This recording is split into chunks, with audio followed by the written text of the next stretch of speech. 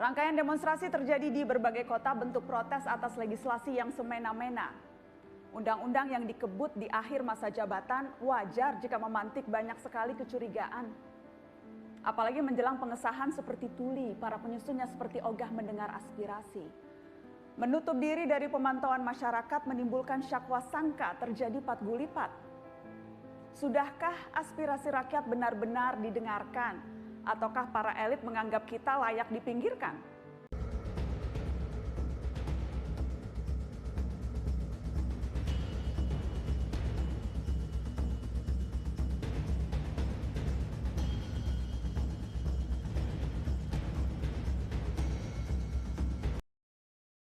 Assalamualaikum warahmatullahi wabarakatuh. Saya Demas dan salam merdeka. Negara Indonesia telah berdiri selama 76 tahun, mulai dari tahun 1945 hingga saat ini. Dengan waktu selama itu, tentu saja negara kita mengalami banyak perubahan, mulai dari sistem pemerintahan hingga ke masyarakatnya. Oke, berbicara mengenai potensi pemberontakan yang berkaitan dengan sistem pemerintahan, perlu kita ketahui bahwa negara Indonesia merupakan negara yang menganut sistem pemerintahan demokrasi. Nah, di mana hal tersebut memberi kesempatan kepada rakyat untuk bisa bersuara. Nah, di sini demokrasi juga berarti yaitu pemerintahan yang diselenggarakan dari rakyat, oleh rakyat, dan untuk rakyat. Oke. Namun, apakah dengan adanya sistem pemerintahan yang bersifat demokrasi, negara kita menjadi bebas terhadap pemberontakan yang berkaitan dengan sistem pemerintahan? Menurut saya, tentu saja tidak. Maka dari itu, mari kita mengambil contoh dari kejadian pemberontakan yang terjadi di awal kemerdekaan. Nah, kejadian apakah itu? Yaitu kejadian PRRI dan juga BFO. Sejak tahun 1958, kemunculan PRRI atau biasa disebut Pemerintahan Revolusioner Republik Indonesia.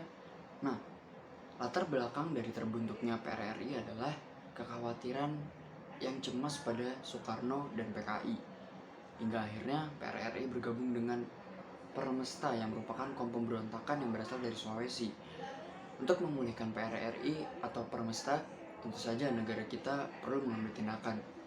Nah, pada saat itu Presiden mengerahkan operasi militer bernama Operasi 17 Agustus yang di dalamnya terdapat Angkatan Darat, Angkatan Laut, dan Angkatan Darat, Angkatan Udara, dan juga Angkatan Laut di Sumatera Tengah.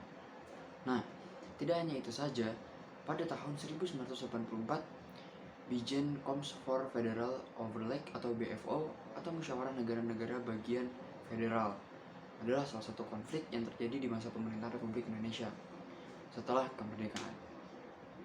Faktor yang melatar belakangi konflik ini adalah kesiapan pemerintahan Republik Indonesia dalam mencapai kedaulatannya, sehingga Republik Indonesia harus berhadapan dengan BFO dan juga Belanda, di mana persyaratan perlindungan ini diawasi oleh Komisi PBB. Masalah ini kemudian berakhir dengan posisi BFO yang semakin berpihak pada Republik Indonesia, hingga akhirnya terjadi kesepakatan antara Republik Indonesia, BFO, serta Belanda di bawah pengawasan Komisi Perserikatan Bangsa-Bangsa atau PBB. Nah, lalu apakah pada saat pemerintahan saat ini terdapat potensi untuk terjadinya pemberontakan? Jika kita lihat dengan seksama, terdapat beberapa hal yang memicu terjadinya pemberontakan beberapa saat yang lalu. Terdapat beberapa kejadian yang berpotensi terjadi untuk terjadinya pemberontakan pada sistem pemerintahan Indonesia, yaitu hal yang baru-baru saja terjadi atau yang biasa kita kenal sebagai Omnibus Law. Nah, istilah Omnibus Law pertama kali muncul dalam pidato pertama Bapak Presiden Joko Widodo setelah dilantik sebagai Presiden Republik Indonesia untuk kedua kalinya. Dalam pidatonya, Bapak Jokowi menyinggung sebuah konsep hukum perundang-undangan yang disebut Omnibus Law. Nah, saat itu Bapak Jokowi mengungkapkan rencananya mengajak DPR untuk membahas dua undang-undang yang akan menjadi Omnibus Law. Nah, mengenai hal tersebut, lalu apa sih yang membuat hal tersebut berpotensi dalam pemberontakan sistem pemerintahan? Berikut beberapa faktor yang membuat Omnibus Law ditolak oleh masyarakat. Yang pertama, tidak adanya waktu dan jenis pekerjaan dalam sistem kontrak yang menyebabkan para pekerja dapat dikontrak seumur hidup tanpa adanya kewajiban mengangkat sebagai pegawai tetap. Yang kedua, status kontrak itu akan berimplikasi pada hilangnya jaminan sosial dan kesejahteraan seperti tunjangan hari raya, pensiun, dan juga kesehatan.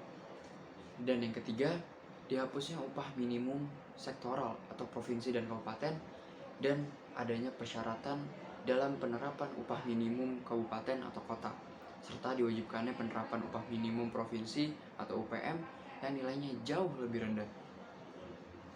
Nah, itulah beberapa contoh mengenai potensi pemberontakan mengenai sistem pemerintahan yang terjadi beberapa saat ini.